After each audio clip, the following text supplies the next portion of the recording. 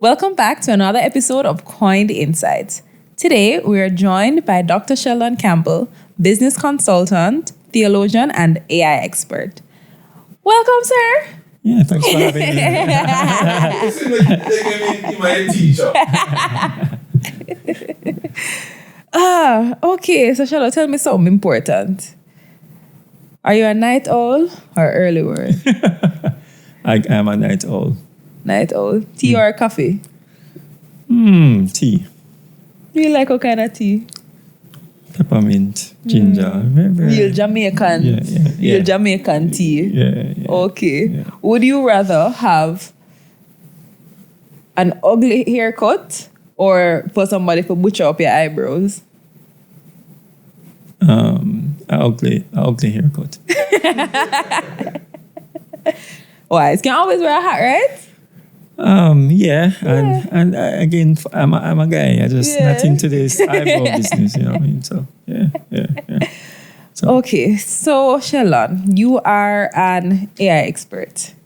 Tell me what is first of all, let's start off with what AI for those who don't know what exactly it is. You know, we hear in the media, people are hearing about this AI, but what is it really? Right. So as it says, AI, artificial intelligence. Artificial intelligence is computers and machines that try to mimic human intelligence. So that's why it is artificial, because it is not human intelligence. So the idea is that these computers, these machines should be operating at least at the level of human intelligence.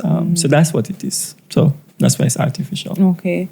And what is the importance of it for people to use it in their business? Because we're hearing people say, you need to implement AI into your business. But what really do we really need to do that? What's the importance of that? All right. So, right now we have this AI craze, and part of this AI craze is due to ChatGPT, which came out in November 2022, as most of you would be aware.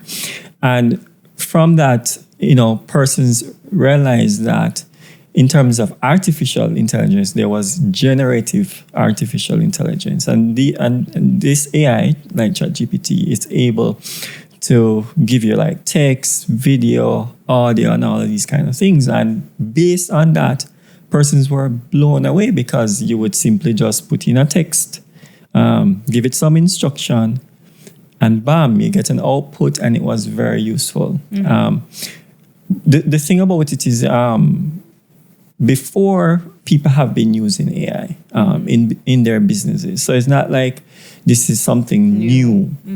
But the thing is, when you hear persons talking about using AI in business, a lot of the time what they're thinking about is for productivity, to 10x your business, right? So you're thinking about and I know you're in the marketing space, right? So let's use marketing. You can use the artificial, you do a text prompt and you ask it, hey, I want content calendar for the next month. I want you to give me some social media this, and I even want you to give me some images that would go with the copy that you've created, things like that. So what persons are now recognizing in their businesses is that AI has now come alongside you, and you are the super hero, and AI is the sidekick. So the AI really assists you in the process. So whatever business you're in, and I don't think you need to limit AI in any. I use AI in every single business that I am working on. I'm a business consultant, and so whatever someone comes to me in, I am able to tell them how AI can help them in their business. So I don't really think it has a lot of limitations, but I do think people need to be open to the possibilities. So even right here, I'm in this lovely room and I see all this set and this wonderful thing. You can use AI to, in terms of this wonderful atmosphere and AC and the lighting and all of these, the video. AI is in everything. So I think we need to get past this idea of, this notion, I should put it that way, of AI being like like in the movies, come on, Yeah. this thing that is going to come and destroy me and take over the world. Come on, no. So we're certainly not there. But yeah. So AI is better than you hiring an intern to do your work for you. And the reality is it's getting smarter and smarter. So there is going to be some challenges in the future in terms of job displacements and stuff like that. But I guess we can talk a little bit about that in the future. But I want you to recognize that you can use AI in your business to do heavy lifting. Okay. So I want you to think, anytime you're going to draft something, a proposal, I don't know, a business plan, a strategic plan, whatever it is, you can ask. Even something as simple as an email. Sometimes you don't know. Yeah. You don't know what to say. Right. The time I spend sometimes trying to craft an email, I'm just like, you're not supposed to take so long, but you're trying to find the right thing to say. Right. So the point is, and it works in both ways. You can, even if you're not coherent, you could just put down some ideas, bullet points, whatever, and you say, hey, develop this, build this out for me. Or you could even write the email and you say, hey, what's your thoughts on the email? And it could say to you, well, you could have done X, Y, Z. So, I mean, there's just so many ways you can use AI. I mean, again, as I said, I'm a consultant. And one of the things that I do is even when I get documents, a lot of the times one of the things I would simply say is, hey, just grade and critique this document. And then the AI would show me so many ways I could even improve on the document. So it could be a document that a consulting firm did, a team of people did, and I literally just said grade and critique it. And it could say, this is a B, you should have thought about X, Y, Z. And I could come back and say to that team of persons, hey, why didn't you think about... And they probably think, this guy is so smart. and so the reality is, I just want you to recognize that it can help you. It can come alongside you. And so whatever the business is. So my question is, but I know for AI, something that is also important is like when we're using like ChatGPT for, is it GPT or TPG? GPT. GPT, I was right. Okay. I know Jamaicans just make up whatever they want. And it's very important, the prompt that you put in. Yes. So based on the prompt that you put in, you'll get a different result. And the better the prompt is, the better the result. Right. What are some ways in which people can, I guess, access these prompts? Like, how do I know what to put in to get the result that I want, Excellent question. So, I actually created an acronym. So you start with the word stoic, and you carry the C, which is at the end, all the way to the front, and then you have C, S, T. But then you would have OI, but we flip the O with the I because the O is output, the I is input. So it's really CSTIO. What it stands for is when you're doing a prompt, you want to give it the context of what it is. So for instance, we were talking about marketing before. So you may say, hey, I need to create copy for a marketing firm. So you're giving it context, right? So that's the C. Then you have special instructions. The special instructions is, I want the copy to be 500 words. I want you to speak in this tone because you can tell it to talk in a conversational tone. Because you wanted this, especially if you wanted it to sound like a human, right? All right, so we've done the C, we've done the S, then the T, come on, Sheldon, what's going on with your brain here? Right, so you give it the context, you give it the special instructions. What's going on with me? Oh. You're hungry. Yeah. Okay. Give me 1 second. Yeah, man. What's wrong with my tea? Oh, I just said it, tone. Oh yes, that's okay. You already said it. Yes. Because I was just like, what is it? Missing. Tone. Which you already said. So you never forget it. Anyway, right. So it's still rolling, right? Yeah. Right. So, and then the T is for tone. Again, the tone will really help because one of the things you don't want is to sound like robotic. You don't want to sound like an AI. You don't want to sound like ChatGPT. Then the I is simply input.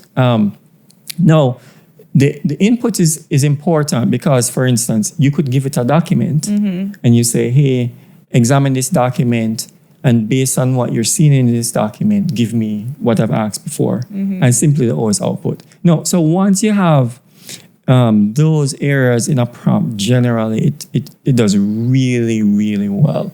And in terms of special instructions, you can even go as far to say, hey, I want you to take on the role of an expert marketing consultant or something like that, or content creator. So the point is, once you have those areas covered, the context, special instructions, the tone, your input and your output, I would say that would give you a wonderful prompt. So, yeah. That's very helpful because, I mean, it's one thing to, want to use AI, but I know that the prompts are very important. What we input into it will affect our output. Wow, that brings me back to basic computer knowledge in computer class in prep school when they used to say, you input. Garbage in, garbage out. Yes. Yes. Oh, Miss Carr, that's my computer teacher. So as we are talking about, how AI helps in our businesses, we cannot leave out or we cannot skip over the fact that there are going to be some ethical issues associated with the use of AI, with the growing. It's like I was saying with another interviewee that scientists, not because you can means you should. No, because I do think that there are just some things that should not exist. Okay. So I just want to hear your thoughts about that. And what are the concerns? Like, people are worried, like, am I gonna lose my job? Like, what skills should I be learning so that I am not displaced by AI as a copywriter, as a data, as a whatever, Right. All right. So let me just be upfront. There's going to be job displacement. It happens all the time. Once there's a technological shift, there's going to be job displacements. One of the things that I say often, and I think people would appreciate this, is when we had the invention of the car, what happened was we no longer needed stable boys. These boys would have taken care of donkeys and horses and stuff like that. You had all of these barns and whatever. Well, when the car came about, we needed mechanics. So the point is, there is going to be job displacement, but there's going to be, you're going to need to upskill and you're going to need to reskill. So that's something you need to be thinking about. I mean, and it's not all bad. Just think about it. When the internet came about in Jamaica, let's use our context. It's been 20 years. When the internet really came to Jamaica was in 2004. This is 2024. So 20 years. Really? Wow, what do you mean? You serious? It's only 20 years. It's only 20 years, right? And when you're right. With dial up. Oh my word. That was so annoying. Right. So think about it. In 20 years, we have moved from all of these weird job occupations like what is a web developer and web this, and to the point where now we're moving to persons talking about, oh, I'm a social media influencer. Yeah. What? So the point is, there are all of these new jobs that have been created with technological shift. Yeah. So the point is, we have to be thinking about, all right, since AI is now the new shift, then what are the new jobs? So the new jobs are going to be jobs that are going to augment AI. So you're going to have persons who are going to be an AI marketing specialist. Or you just asked me about prompts a while ago. Well, Because you're going to be a specialist for that. Yeah. So nowadays you have people talking about, oh, I'm a prompt engineer and all of these kind of things. So the point is, yes, a lot of jobs are going to be displaced, but there are going to be a lot. As a matter of fact, they have said that there are going to be more jobs created than jobs that are displaced. Yes. Yeah. Wow. So I don't think there is any need for you to be apprehensive and all of this fear that is going around about AI. But since you talked about, you asked me about the ethical implications. There's a lot of ethical implications, and I don't know how much time I have, but I'm going to just I'm going to give you them, and I'm sure you're going to be surprised. We have a little time, man. All right. We have time. So okay. So when you think about the ethical implications, let me deal with some of the not so obvious, and then I'll address the obvious. All right. So the first thing is technology. There's a way in which when we talk about technology, where we assume that everybody has technology, like everybody has the opportunity to have technology. But think about it this way. What happened to the persons who live in rural Jamaica that don't have a smartphone, that don't have laptops? The problem is there is going to be a technological divide. So the same way how you have a technological divide, you will have a digital divide. And so even in the AI space, you have to think about that. What happened to the farmers who, they don't have a phone much like they're talking to them now about AI. So just imagine if everybody in Jamaica now was told that they need to be using AI. Can you just imagine what that? I mean, we just saw just a few hours ago, the Minister of Education says that AI is now going to be in schools. It's going to now be in schools, and I think that's good. This is the way forward. But then, right now, there are many classrooms in Jamaica that don't even have internet. So you see where these things come about. All right. So let's think about something like how was the AI trained? No, when they were training the AI, you saw people come to Jamaica and were doing any kind of research on us and asking us about how we think and all of. No. A lot of the times where the data comes from, unfortunately, is first world countries, the internet. And predominantly what happens is based on where the data is pulled from or where the training takes place. If the data is not representative of the population, then you're going to have something called prejudice and bias. So what happens is, and I can just tell you straight, there are many studies that have shown, like for instance, in Chicago, where there was a bank that was, they were wondering, why is it that the black community were not getting opportunities to get loans? And they realized that the AI, based on how it was trained, the AI was saying, well, guess what? Once you're black, you're probably more than likely from a lower economic, whatever, and so you're not going to get the loan. And when you think about marginalized groups, right? Women. Yeah. So a lot of the times in hiring, because nowadays, I don't know if you're aware, but in the States, because people don't really have the time to go through the first draft of all of these resumes, you send out a job and the next thing you know, 2,000 persons apply. They don't have the resource. They don't have the resource to go through that. So what the AI does, the first thing, but guess what the AI does?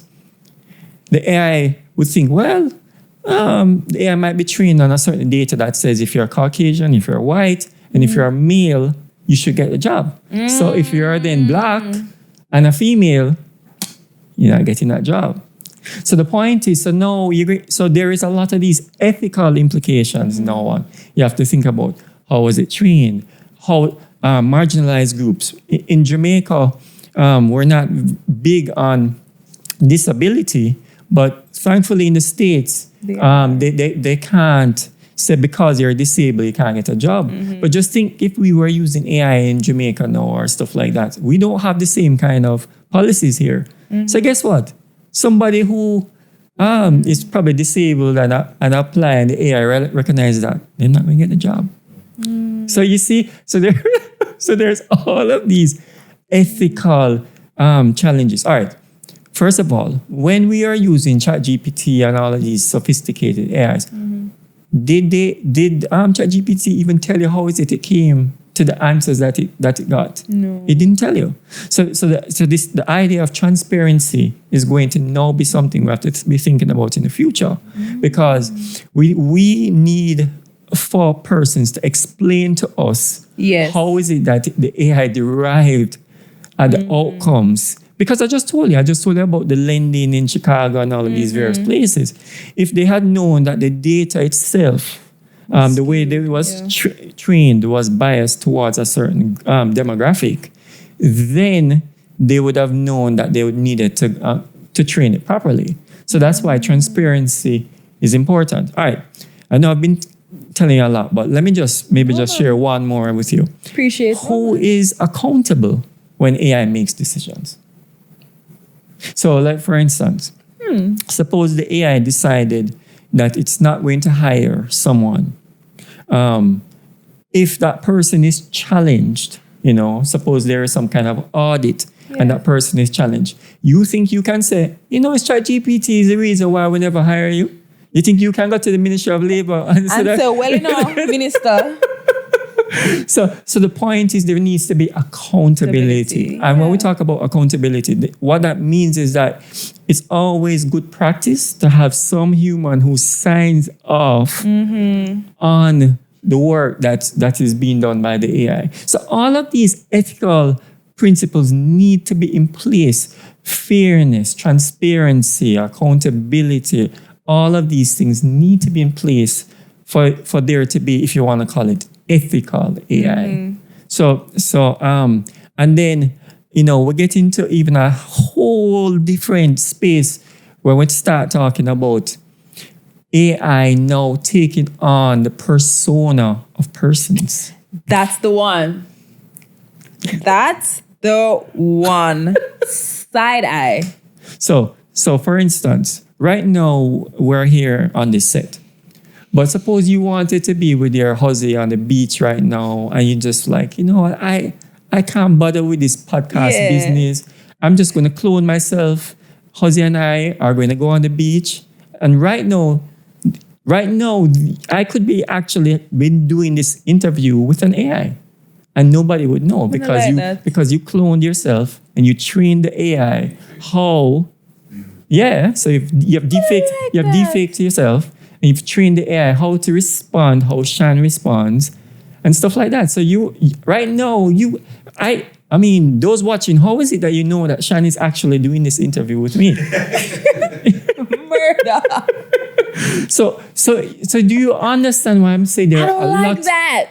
There are a lot of ethical. It's a big thing in Hollywood now. Yes. I know that's so dangerous. I don't like that. And then you're right. Like, who is held accountable for these things? Right. And I mean, I don't know how explicit I can get on this podcast, but the reality is, truth. as we start now seeing the other level, because remember, the AI is the brain.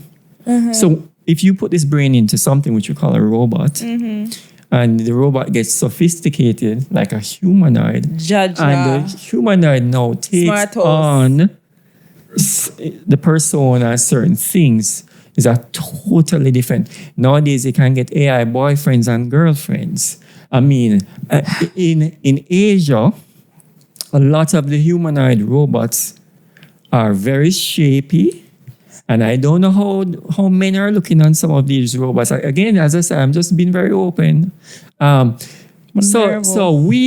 There is a very interesting space that we are going into as a society where we now going to have to start thinking about how do we even interact with robots? Like for instance, is a robot almost?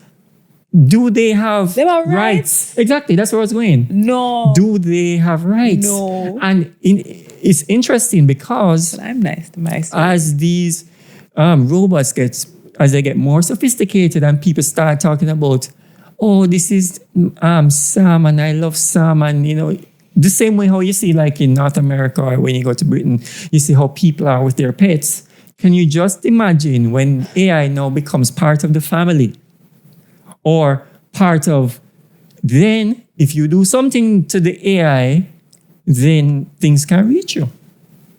Sheldon, I'm not like this.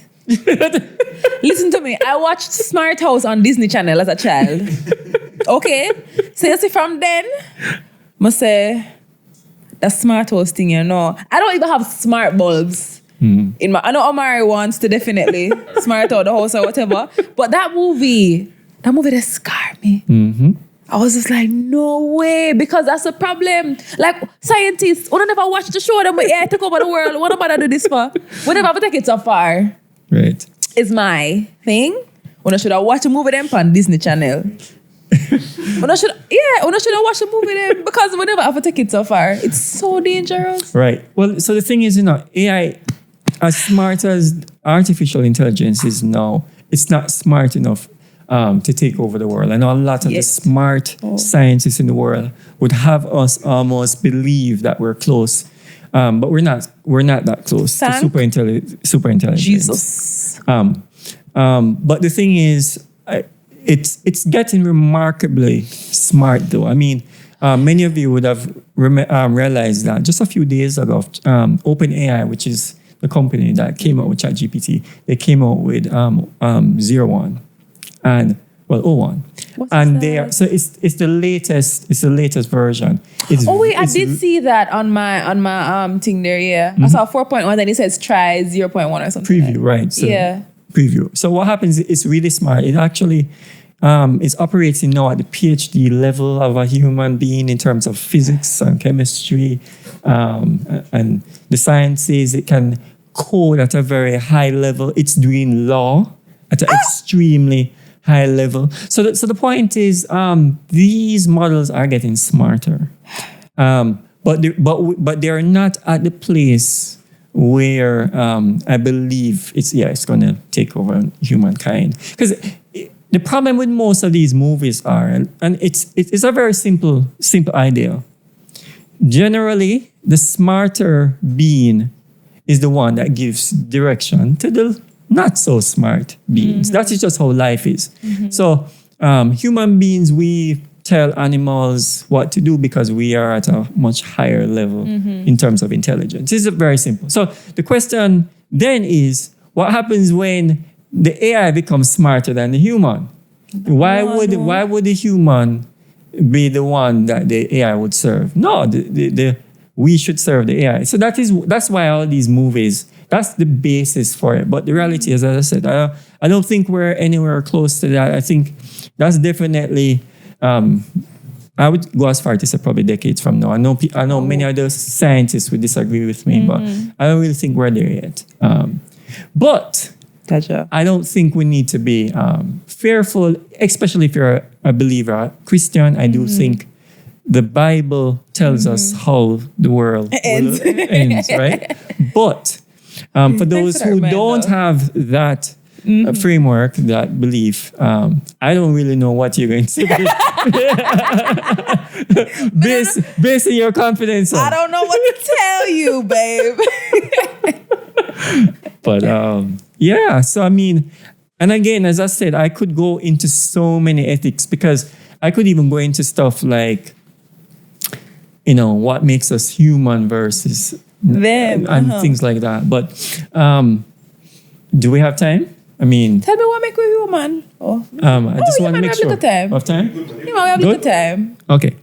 All right. So, we've been talking about this idea of, as human beings, we operate at a higher level. And again, if you have the framework that I have, because I'm a believer, I'm a Christian, I believe in Genesis, it says that God created man in his image, and we are in his likeness as well, right? So because of that, we have a special relationship with our Creator.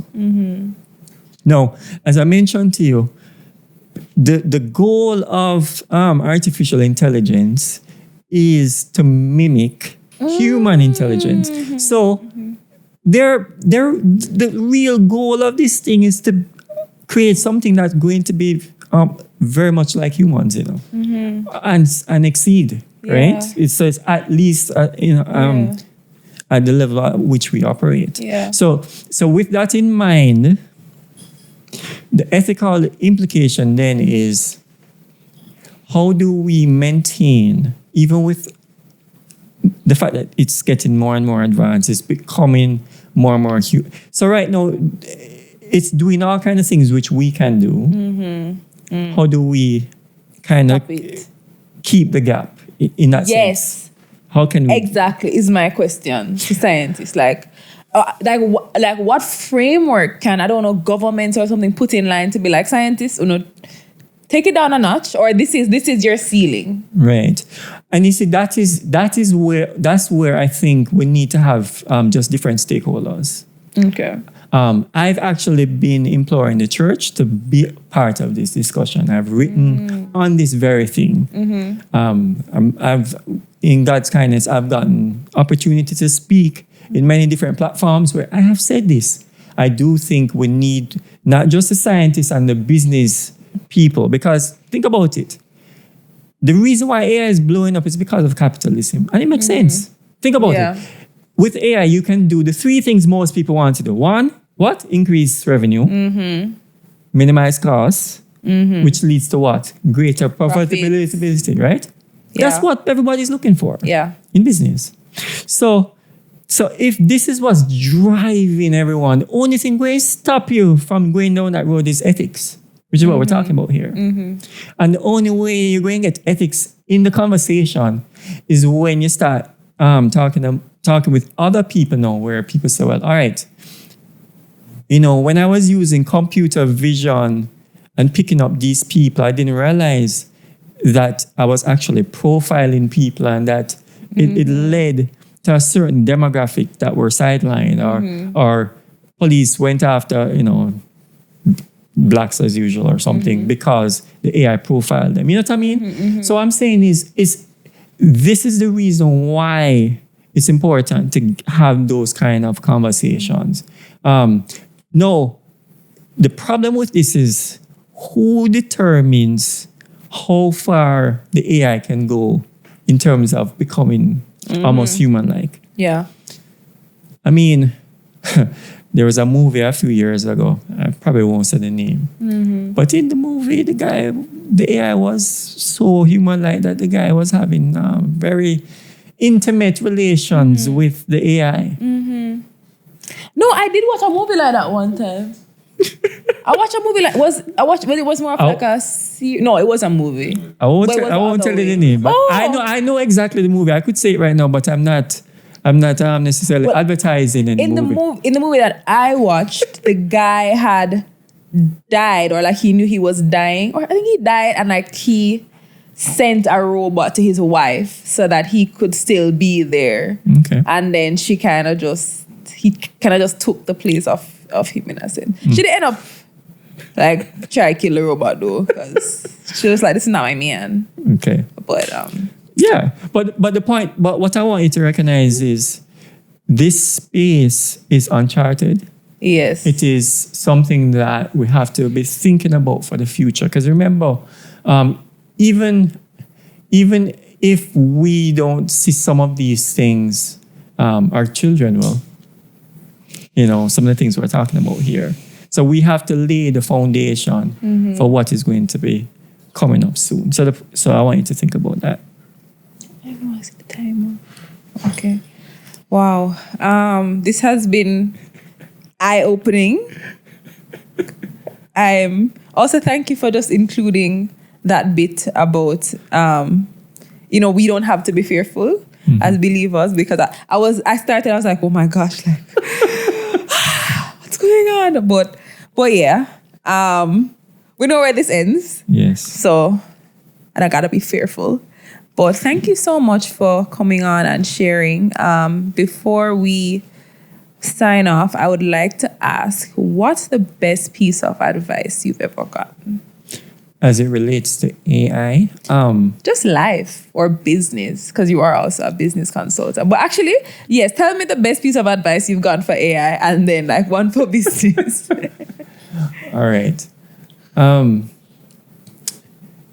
Well, again, I've not really gotten a lot of advice for AI, but one of the things I would say for those who just want to just use AI, and it sounds kind of freaky, weird, but if you really want to do an excellent job with the use of AI, you have to treat the AI as if you're talking to someone else. So you're just going to have the same way you would have a conversation with someone. That is what you're going to do when you're interacting with it, especially if it's generative AI that you're dealing with. So that I want it. So if the AI gives you a response the same way how you would have respond to a friend, you're going to respond. Hey, no, not like that. Not quite. Right. I'd like you to do this instead. Exactly. In terms of business, boy, I mean, I've been in business for so long, so it's kind of hard to say what's the best advice. What's a great one? But what I would say, because I am an entrepreneur, I would say it's important for you to try new things. It's important for you to try to, especially if you're an entrepreneur in these days, I would say to leverage technology as much as possible.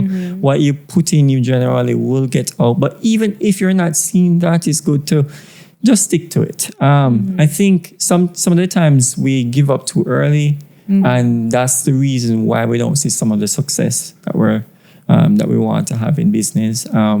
I do think you also need to align yourself with smart people. I think that's good. So try to have a network of people you can bounce things off of, and I think once you have the right set of skills, just make sure that your skill set kind of match the things that you want to do in business. And once that's the case, I think you would do well. Okay. I have a question. We have a question from the studio audience. Okay. So my question is, hi guys. So my question is, as for marketers, business owners, what would be like 3 to 5 tools, AI tools that you'd recommend we need to have or need to start looking towards investing in? Wonderful. That's a good question. Right. Okay. I know I've talked about ChatGPT over and over. Now, the reality is there are free tools. You could use Claude, which is really good. But I have a preference for ChatGPT, which is I use the paid version, which is $20 a month. But even if you don't use the paid version, the free version is really good as well. So I'd say certainly you would want ChatGPT. Now, in terms of marketing, like for instance, I would say you want something that is like what you're doing today. You're filming, right? You could use Opus Clip, where you do it. So what it does is for this long video, like our session today, I don't know, say it's an hour, it can actually cut it up in maybe like 8 to 10 videos, and then you have all these short videos, and you just put it on. No, it does not do that. Yes, and even CapCut can do it. But anyway, but Opus Clip is a wonderful AI to do that. I would probably say you should be using Descript as well. Descript is a wonderful AI. You can use it for what is taking place here today in terms of it will give you 4K quality. It gives you studio sound. So, and you're just paying like a monthly subscription fee. So those are 3 AIs I think would really supercharge your marketing business, because one, what you're going to do, you're going to use ChatGPT to create the content, to do the copy, and you're going to give it the tone, like what I told you with my CSTIO, which is CSTIO. And right, so you're going to use that, and then you're going to have the Opus Clip cutting up the stuff, so you have the long video of the shorts. So you can just imagine all of the platforms that you can send that to, and then you have the studio quality, the So with 4K, so with that, you're gonna lead. So you're just spending a few dollars each month. And when people look at your quality, they're thinking, wow, they're spending crazy amount of money. So, yeah. Okay, that was a great question. Yeah. Alrighty. Thank you guys so much for tuning into another episode of Koined Insights. Ensure to subscribe to our channel at Koined Studios or it's Koined Digital Studios on YouTube. We are also on all streaming platforms. You can follow us on Instagram at Koined Digital. You can follow me on Instagram at Chanel J Harris. We'll put this right here in post edit. Thank you. And Savor the City, where we share good food and experiences. Sheldon, you can give them your ads, where they can find you. Tell them about your book. Wow. Okay. All right. So this one. All right. So you can find me on Instagram.